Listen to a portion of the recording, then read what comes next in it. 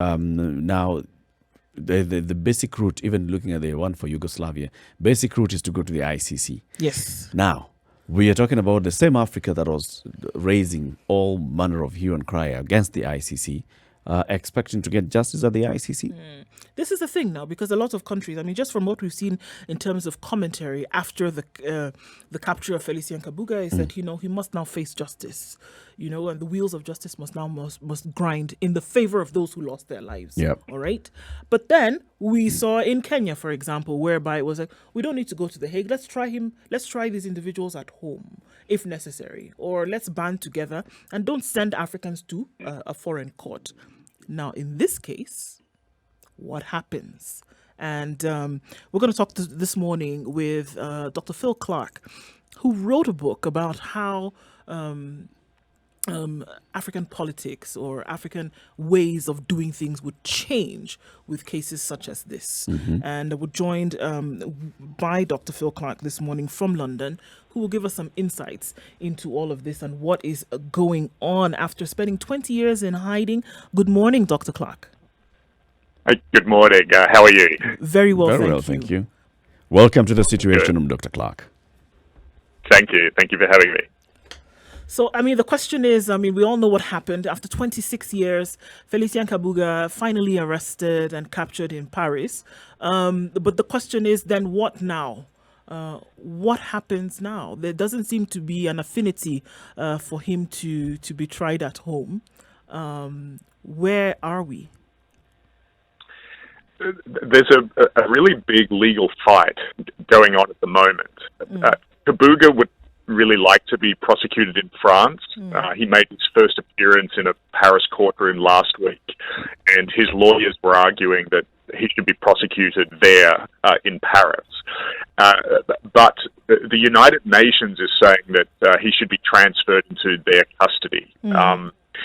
There actually is no possibility that he will go to the ICC. The ICC, in fact, is not part of the Kabuga case. Mm-hmm. But when the ICTR shut down its operations in Arusha, the UN set up something called the Residual Mechanism. Yeah. And it's that UN Residual Mechanism. It's basically the carry-on institution after the ICTR. That Residual Mechanism has said they want Kabuga. They have a legal right to prosecute Kabuga. If he goes to the Residual Mechanism, which I think is the likeliest outcome at the moment, there is a choice about whether he's prosecuted in Arusha or in The Hague, because that UN mechanism has courtrooms in both places. Okay.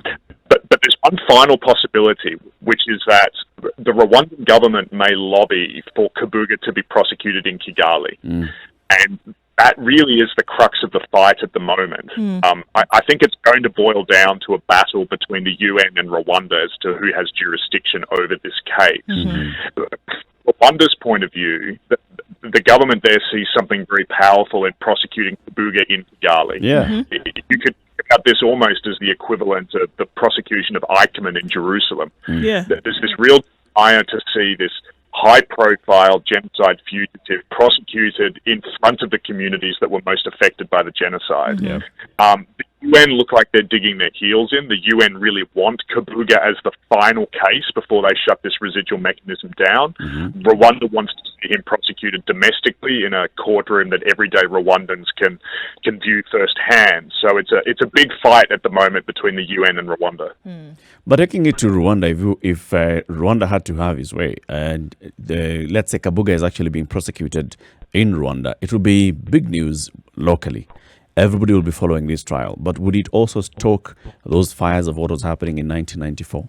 Would those people who feel that maybe Kabuga had a right or had something that he stood for, would they reemerge? I don't think so. And Kabuga wouldn't be the first high-profile genocide suspect to be prosecuted in Kigali. Rwanda's been dealing with 6 or 7 cases actually transferred from the UN to Rwanda in the last few years. I mean, that's one of the ironies of the Kabuga case is that for the last few years, the UN has actually been getting rid of its cases and sending them off to Rwanda because the UN itself has seen its tribunal as too expensive. It's been desperate to shut it down, and so it's been sending these cases to Kigali. And those cases have received enormous coverage in Rwanda. but we haven't seen any stirring of ethnic tensions around it. But partly too because, I mean, and I'm sure you'll be well aware of this, I mean, Rwanda has now had more than 20 years of prosecutions of genocide cases. Rwandans are very used to a justice process for genocide crimes. One of the ways that happened was through the Gacaca Community Courts, which prosecuted about 400,000 genocide cases. So the idea of justice for the genocide is not unusual to the Rwandan public. They're very well versed in discussing these justice issues, and we're not seeing ethnic tensions generated by those trials. So I don't think that Kabuga's case is risky in that political sense. Right. We saw a lot of frosty relations between France and Rwanda when there was a lot of, back and forth about who's hiding Kabuga and who should take a responsibility. Wouldn't a trial in Arusha, or I'm sorry, in Kigali, be kind of justification for Kagame in the sense that, look, bring it back, and the image taint that he had gotten over time for not wanting to do enough about this could change? The relation between France and Rwanda is a really big part of this Kabuga case. One of the arguments that Kagame and the Rwandan government are making at the moment is there's something very, very suspicious about how long Kabuga was able to live in France. Yes. There's a little bit of uncertainty about how long he was there, but there's some suggestion it might have been 5 or 6 years. And he really could only have lived in Paris for that long with very senior people in France knowing about it. Yes. So Rwanda sees a trial of Kabuga in Kigali, not only as a way for justice to be seen in front of the Rwandan public, but also as a way, I think, to send a message to the French government that you have no right over this case. Yeah. And also, it's a message to the UN, of which, of course, France is a permanent member of the Security Council. You also have no right over this case. The international community has behaved incredibly badly all the way through these episodes. It was the same UN that abandoned Rwanda during the genocide. Members like France not only have given safe haven to the likes of Kabuga, but there's an estimated 20 other quite high-profile Rwandan genocide suspects living in France very freely at the moment. So Rwanda is saying, if anything, France is part of the problem here. And ultimately, France was a big part of the violence in Rwanda, that they were arming and training the Interahamwe, the Hutu militias. So France, the argument in Kigali is the French have no legitimacy to try to deliver justice in the Kabuga case. And so the argument there is, look, he really has to be prosecuted in Kigali. Professor Phil Clark, you're talking about now the residual mechanism and maybe the UN trying to push and having one last high-profile case before they can come up and say we would like to wind up this whole entire mechanism. But the mechanism was actually primary to the arrest of Kabuga. They were really involved in this, in the investigation, in tracing him and tracking him, and finally getting him arrested by the French authorities with their support. Wouldn't it be just a good thing for them to go ahead and take him to The Hague and prosecute him? That's certainly the UN's argument, and there's some legitimacy to the claim that without a UN investigation that also involved the governments of Belgium, France, and the United Kingdom, Kabuga would never have been caught. It would have been impossible for the Rwandan authorities on their own to find him. So the UN has some runs on the board in this, in having facilitated arrest. But I think the bigger question here, and in some ways this is the kind of thing that I've been writing about in relation to the ICC for a long time, is that there's something incredibly valuable in seeing the profile suspects prosecuted in the countries where they commit crimes or where they're alleged to have committed crimes. That we miss something really important when these individuals are prosecuted 10,000 miles away in these very distant courtrooms, and you can only see those trials on TV screens. And I've seen this in Rwanda, having watched trials there over the last 20 years or so. It has a huge societal impact in that country for people to be able to watch the justice process directly. And something especially powerful about seeing these former elites who were involved in violence being brought into a very shameful position, standing in the dock in a way that many genocide survivors never expected would be possible, and seeing prosecution happen there. So, look, there's one other possible outcome in this case we haven't talked about yet, and there is another perspective in Kigali, which is that some powerful Rwandan actors think that the UN probably won't budge on the Kabuga case, that the UN is already showing a certain amount of intransigence. They're not going to give Kabuga up. So there are other voices in Kigali at the moment saying, okay, fine, let's have a UN trial, but let's hold that UN trial in Kigali.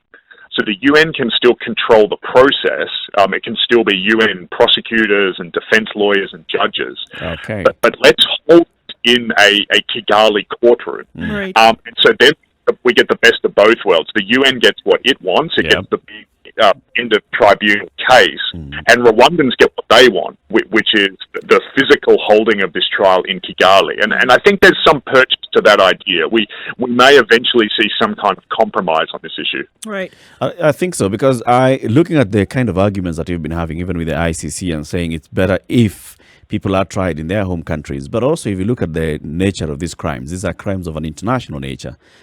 I think there's the importance of having it being prosecuted by an international court, because it gives in that it sends a message across the globe. If you localize it, then everybody else in the world just thinks, well, this is a Rwanda issue. The Rwanda issue. It's the lesson is only applicable to Rwandans and the people in Rwanda. But if it's prosecuted internationally, then it gets some sort of reverberation across the world. There's another way to look at this, which is this trial is going to get international coverage wherever it's held. If it's held in the Rwandan courts, it'll be front-page news in most international newspapers. So I don't think there's any danger of losing the international significance of this. And also, my own view is that I think this case ultimately should be held inside the Rwandan court. And the reason for that is that if we are talking about international crimes, it's more important that domestic courts become capable of prosecuting these cases themselves without waiting for some sort of international intervention. Because the UN tribunal is going to wrap up, in a matter of months, possibly another year. The ICC, when it deals with a case even like Kenya, it moves on. It's only there for a year or two, and then the caravan moves on. Yeah. What is more important is that what is left are really strong domestic systems that can continue prosecuting cases of genocide, war crimes, and crimes against humanity into the future. And so I think it's much more important that we see strong domestic institutions rather than these itinerant international courts which kind of come and go at the whim of international actors. Right. So let's take a step into the courtroom now, and if we were going to project into the future, what would we see Felicien Kabuga then being tried for? There's his rap sheet is quite long here in terms of the charges that could be brought against him. But what would he be tried for as we see it now? So, as it stands at the moment, he's going to be prosecuted for aiding and abetting the genocide in Rwanda in 1994. So, the crimes that he's accused of are basically about how he used his economic power. He's alleged to have used his considerable finances, firstly to create the Interahamwe militias. So he was there at the time that they were created, and he financed their actions all the way through the genocide.